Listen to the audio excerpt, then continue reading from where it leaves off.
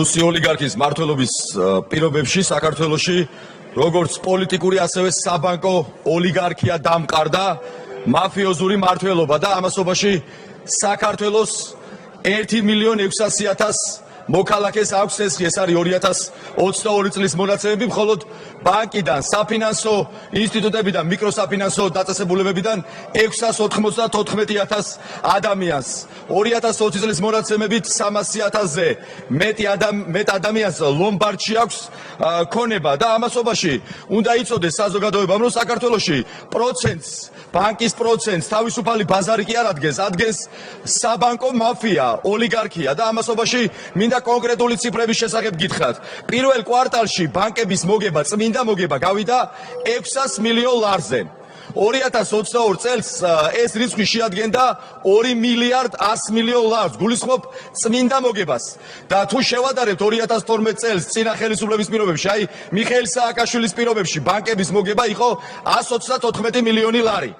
15 ჯერ არის გაზრდილი ბანკის მოგება. ეხლა ამიხსენით, ან საზოგადოებას უთხარით, რა გაიზარდა 15 ჯერ საქართველოში ეკონომიკა, ხელფასები, შემოსავალი, რომ ბანკის წმინდა მოგება გაიზარდა 15 ჯერ. ამასობაში აი მარტივად, ესე იგი ყოველ დღე, კვირა დღესაც კი ბანკები ღებულობენ 7 მილიონი ლარის წმინდა მოგებას. ფაქტობრივად, მათი კაპიტალის 30-33% მოგებაზე გადიან, როცა კეთილსინდისიერი ბიზნესისთვის წლის ბოლოს 3-5 ან ყველაზე ბევრი 10%-იანი მოგება ითვლება უდიდეს მოგებად, როცა ეს ხალხი 33% მოგებაზე გადის და დიახ, ამიტომ არ უნდა ბიძინა ივანიშვილს ევროკავშირში, ამიტომ არ უნდა რუსულ ოცნებას ევროკავშირში, იმიტომ რომ იქ ვეღარ გაღლეთ და ვეღარ გაძარცვავთ ხალხს და ვერ იქნება პროცენტი 15-20, როგორც არის დღეს საქართველოში და ევროკავშირის ქვეყნებში ეს პროცენტი არის 2-4, 6%. იპოთეკურ სესხებზე ფაქტობრივად 5-7 ჯერ უფრო